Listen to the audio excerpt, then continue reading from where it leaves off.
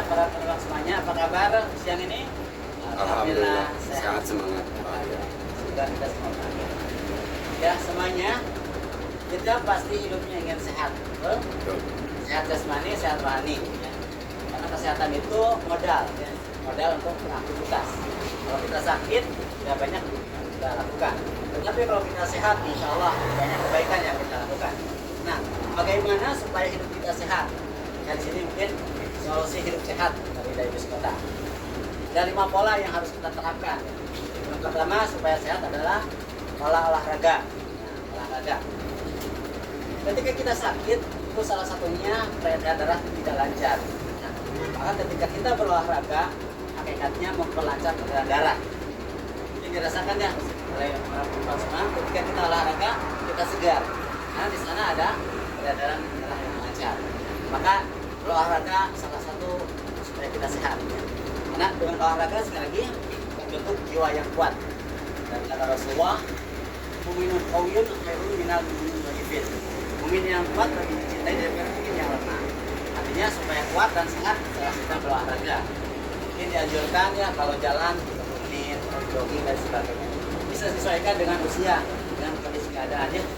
Jadi jangan sampai lupa berolahraga. Ya, insya Allah hidup sehat. Yang kedua, supaya hidup kita sehat adalah pola tidur. Tidur. Kita rasakan kalau kita kurang tidur, terlalu malam atau pikiran ya tidak bisa tidur, itu biasanya pas pagi-pagi pusing, badan tidak enak. Maka sekali pola tidur harus cukup ya. Di sini bukan lama atau sebentar ya, tapi sesuai kebutuhan cukup lah. Karena ada orang yang butuh 4 jam, atau maksimal 8 jam kata dokternya. Tidur karena Allah dikatakan wajana naumakum subhata. Jadikanlah tidurmu sebagai istirahat. Jadi tidurmu sebagai istirahat. Artinya kita mensyukuri nikmat tidur karena istirahat. Artinya waktu istirahat jangan sampai digunakan untuk aktivitas. Hanya malam kalau dianjurkan tidur itu ya pada isya lah, jam 8 tidur. Boleh bangun jam 2 untuk aktivitas tahajud dan sebagainya. Artinya pola tidur yang cukup itu salah satu hidup kita sehat, badan kita sehat. Jadi tidur insya Allah berdiri ibadah dan menjadikan kita sehat. Nah, dengan tidur saraf kita jadi enak, rileks. Tapi kalau kita kurang tidur, saraf kita jadi tegang, itulah tegang di pasar. Yang ketiga supaya hidup kita sehat adalah pola makan. Sumber penyakit itu kata dokter atau dalam hadis pun karena perut. Yang paling dibenci pada anak-anak dan perutnya.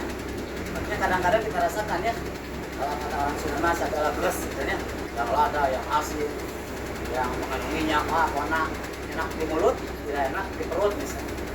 Artinya pola makan itu sangat diperhatikan. Penyakit yang berat, ya, jantung, diabetes, kolesterol, itu salah satu karena makanan. Maka penting sekali menjaga pola makan ini. Bulu halal thayyiban, makanan yang halal dan thayyib. Halal cara mendapatkannya, thayyib mengandung unsur yang sehat, zat yang sehat. Jadi sekali lagi pola makan harus diperhatikan. Jangan sampai telat makan salah satunya ya. Kalau yang biasa sarapan pagi, sarapan. Terus kalau malam dianjurkan jangan sampai terlalu malam makan. Minimal jam 7 sudah makan. Jadi 2 jam sebelum istirahat sudah makan. Insya Allah hidup kita sehat. Itu ya. Jadi sekali lagi apa? Solusi sehat, pola olahraga, pola istirahat, pola tidur, pola makan. Yang keempat, pola pikir atau mengelola stres. Biasanya orang saat itu karena terlalu banyak pikiran, semuanya dipikirkan, sehingga dia pusing sendiri. Artinya pola pikir ini harus dijaga, jangan sampai kita stres. Jangan memikirkan di luar jangkauan kita. Berpikirlah hal yang positif.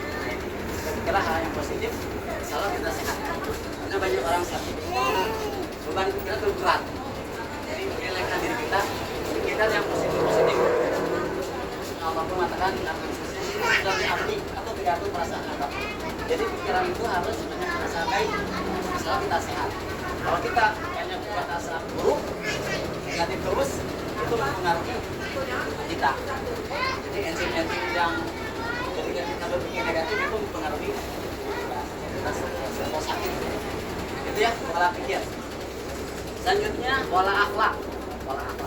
Artinya respon pada keadaan sekeliling kita menyikapi dengan amarah, dengan dengki, dengan kesombongan, itu pun bisa mempengaruhi hidup kita. Jadi artinya gini, misalnya marah, kan salah satu akhlak yang baik itu menahan amarah. Atau bahkan dan jangan marah kalau bersuara. Artinya orang-orang yang menahan amarah, insya Allah dia sehat. Tapi orang-orang yang suka marah, sedikit-sedikit marah, sedikit-sedikit marah. Oh marah sedikit-sedikit marah. Kan begitu. Artinya tahan amarah itu. Tapi sekali lagi ketika marah itu bisa menyebabkan sakit, darah tinggi, stres dan sebagainya. Bahkan mungkin di film-filmnya suka melihat ketika marah langsung dadanya pegang lalu jatuh. Karena tadi dengan amarah itu bisa penyakit seperti itu. Jadi pola akhlak perilaku kita harus jaga, jangan sampai negatif, jangan sampai marah. Terus dengki, nah dengki pun sama. Kalau kita dengki pada seorang, kita emosi marah, kita harus jaga. Wa'afin anin nas, maka maafkanlah manusia. Ayat yang ya, wal kazimin al-ghaiza wa'afin anin nas. Jangan marah, ketika marah ditahan dan maafkan manusia. Itu dua pola akhlak. Ketika marah ditahan, ketika orang lain saling memaafkan, insya Allah sehat. Jadi orang yang menahan amarah memaafkan sehat. Tetapi orang yang marah lalu dengki, dendam pada orang lain, tidak memaafkan, dia tidak sehat. Dia sebenarnya tidak sehat, rohaninya tidak sehat. Tapi kalau kita memaafkan dan menahan amarah, insya Allah rohaninya sehat. Itulah mungkin ya dari tips solusi sehat dari Dayus Kota. Mungkin demikian, semoga kita semua sehat dan Dayus Kota mengajak untuk sehat dan kasih kunci situ dari gue bisa gitu ya.